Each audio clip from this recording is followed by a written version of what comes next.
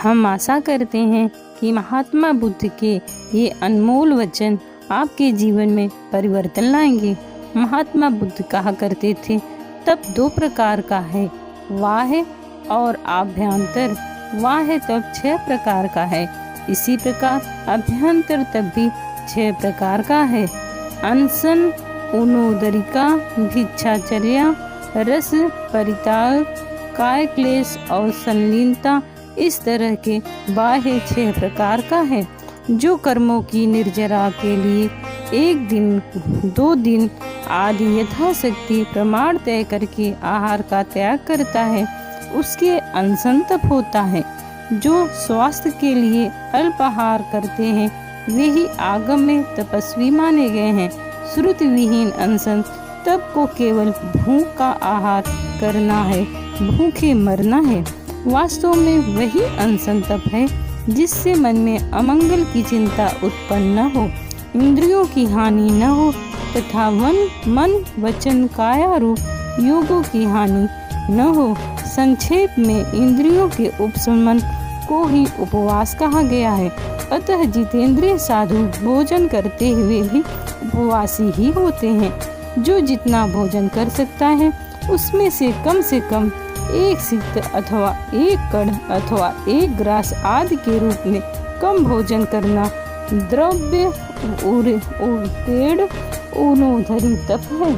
आहार के लिए निकलने वाले साधु का वह वृत्ति परिसंख्यान नामक तप है, जिसमें वह ग्रहण का प्रमाण करता है कि या दीक्षा के लिए इतने घरों में जाऊंगा, अमुक प्रकार के दाता के द्वारा किया गया अमुक प्रकार के बर्तन में रखा आहार ग्रहण करूंगा, अमुक प्रकार का जैसे मांस सत्तू आदि भोजन मिले वही करूंगा।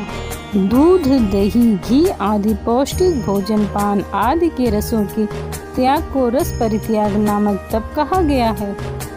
प्रायश्चित, विनय, वैयावृत्ति, स्वाध्याय, ध्यान और कायोत्सर्ग इस प्रकार के 6 का अभ्यंतर तप है।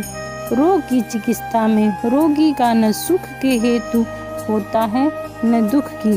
चिकित्सा कराने पर रोगी को दुख भी हो सकता है और सुख भी। इसी तरह मोह के क्षय में सुख दुख दोनों हेतु नहीं होते। मोह के क्षय में प्रवृत्ति होने पर साधक को सुख भी होता है और दुख भी, लेकिन वह मोह क्षय की साधना का अंग होने से अनिष्टकारक नहीं होता। व्रत, समितिशील, संयम, परिणाम तथा इंद्रिय निग्रह का भाव, ये सब प्रायश्चित तप हैं जो निरंतर कर्तव्य निवृत्ति करणीय है।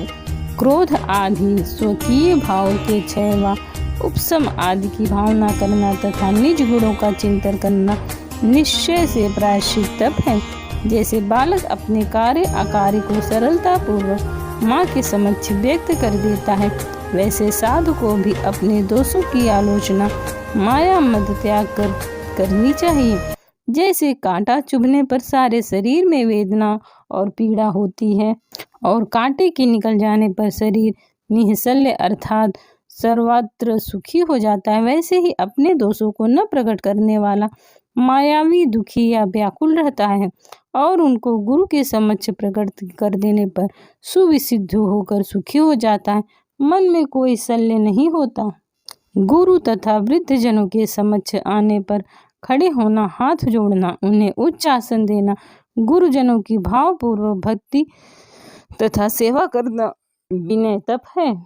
महात्मा बुद्ध कहते थे, दर्शन विनय, ज्ञान विनय, चरित्र विनय, तप विनय और औपचारिक विनय, ये विनय तप के 5 भेद कहे गए हैं जो पंचगति अर्थात मोक्ष की ओर ले जाते हैं।